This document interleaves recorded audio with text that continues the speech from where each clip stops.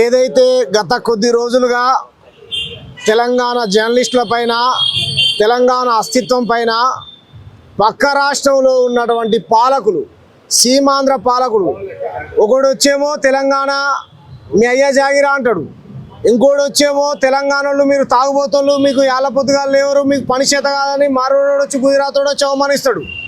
ఇంకోటి వచ్చేమో తెలంగాణ వల్ల జిస్టు తగిలి కోనసీమ కొబ్బరి చెట్లు కూలిపోయినాయి అంటాడు. ఇంకోటి వచ్చేమో మా ఆంధ్ర వాళ్ళ ఆస్తులు హైదరాబాద్లో ఉన్నాయి, మీరు కొనగలుగుతారా, మీ దగ్గర అంత ధనధాన్యాలు ఉన్నాయారా అని మనం ఒక బికార్గాలాగా మనల్ని అవమానిస్తాడు.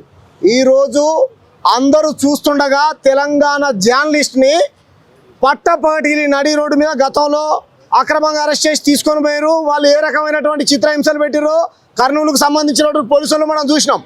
చంద్రబాబు నాయుడు అనేటువంటి ఒక నరహంతక రాక్షసుడు గతంలో తెలంగాణలో ఉద్యమకారులని చెప్పబడేటువంటి ఎవరైతే మనకు ఆదర్శంగా నిలబెట్టేటువంటి వ్యక్తులు ఉన్నారో, బెల్లి లలితక్క కావచ్చు, గద్దరన్న కావచ్చు, మారోజు వీరన్న కావచ్చు, వాళ్ళ మీద కాల్పులు చేసినటువంటి నరహంతక చంద్రబాబు నాయుడు నిన్న కాక మనం చూసినాం.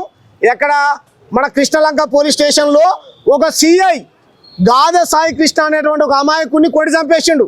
అదే విధంగా ఇది ఎవరైతే కేవీఆర్ అనేటువంటి తెలంగాణ జర్నలిస్ట్ ఉన్నాడో ఆయనను తీసుకొని పోయి చంపుతారయ్యా, ఎక్కడికి తీసుకుపోతున్నారు ఏందని అని వాళ్ళ భార్య పోలీసులను అడిగేటువంటి ప్రయత్నం చేస్తే ఎంత మీకు సిగ్గు లేదారా, మీకు అక్క చెల్లెలు లేరారా, మీరు నిజంగా పోలీసులు అయితే, మీరు లా అండ్ ఆర్డర్ని కాపాడేటువంటి పోలీసు అయితే, మీ ఇంట్లో మీకు భార్య ఉంటుంది, మీ ఇంట్లో మీకు అక్క ఉంటుంది, మీ చెల్లి ఉంటుంది కదా, తన ఒంటి పైన చేతులు ఎలా వేస్తారు మీరు సిఐ గారు చెప్పండి.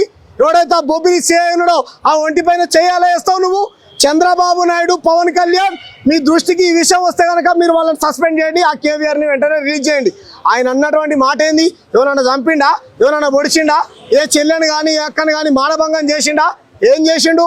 రెడ్ బుక్ రాజ్యాంగం మీరు రాసుకున్నారయ్యా, అంబేద్కర్ రాజ్యాంగం అమలు కావాలి ఆంధ్రప్రదేశ్లో, రెడ్ బుక్ రాజ్యాంగం అన్నాడు. అవును, మేము చెప్తున్నాం, మీ పగలు ప్రతీకారాలు తీసుకోవడానికి మీరు రెడ్ బుక్ రాజ్యాంగం రాసుకుంటారా? ఆ నారా లోకేష్కు చదువే రాదు, తెలుగే రాదు. నిన్న కాక మన రాజకీయాల్లోకి వచ్చిండు, ఆయన మీద పెట్టుండి కేసులు. ఆయన ఏమన్నాడు తెలుసా? నారా లోకేష్ గతంలో తెలంగాణ వాళ్ళని రకరకాల పదాలతో అవమానించి మాట్లాడి ఆయన మీద పెట్టురు కేసు. నారా లోకేష్ మీద కేసు పెట్టి ఆయన రిమాండ్ పంపాడు. ఆ పోలీసులు బొబ్బిలి పోలీసులు మీరు నిజాయితీ పరులు అయితే కనుక. కాబట్టి అరెస్ట్ చేసినటువంటి కేవీఆర్ని తక్షణమే రిలీజ్ చేయాలి.